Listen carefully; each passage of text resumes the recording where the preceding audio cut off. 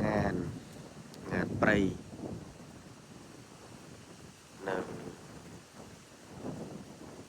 រដូវ fall រដូវស្លឹកឈើជ្រុះហើយអាកាសធាតុក៏ចុះត្រជាក់ជារៀងរាល់ថ្ងៃ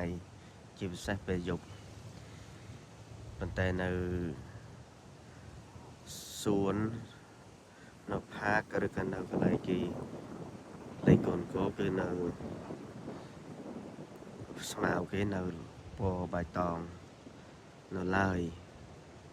ដោយសារទឹកកកមិនទាន់ធ្លាក់នៅពេលដែលទឹកកកធ្លាក់នឹងគ្របដណ្ដប់លើដែនបោះសទ្ធានៅលើស្មៅចិត្តអស់ទៅគឺស្មៅអស់ទៅនឹងគឺរលួយ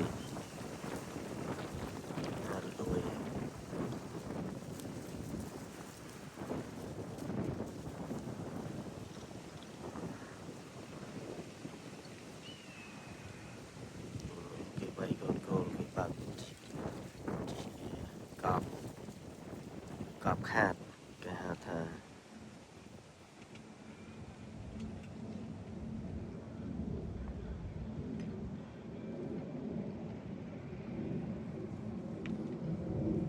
កូនឡាននៅកូនរថយន្តដែលគេជិះសម្រាប់ឲ្យកូនគោលអ្នកថែរក្សាសួន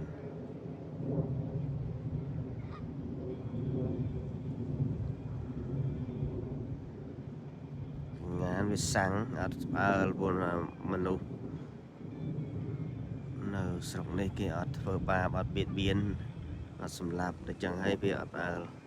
អត់ខ្លាចហាក់ដូចជាសត្វចិញ្ចឹមឬក៏សត្វស្រុក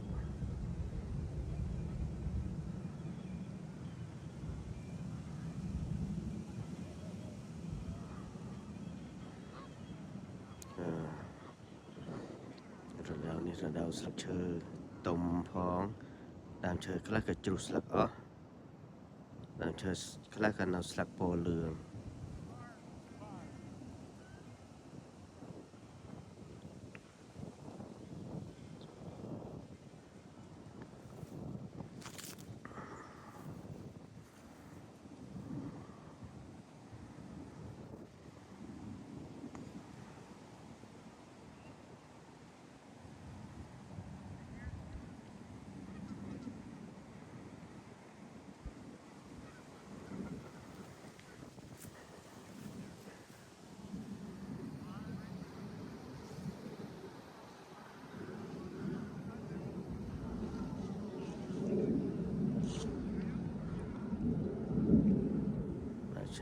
ដើមឈើនេះចឹងស្លឹកពណ៌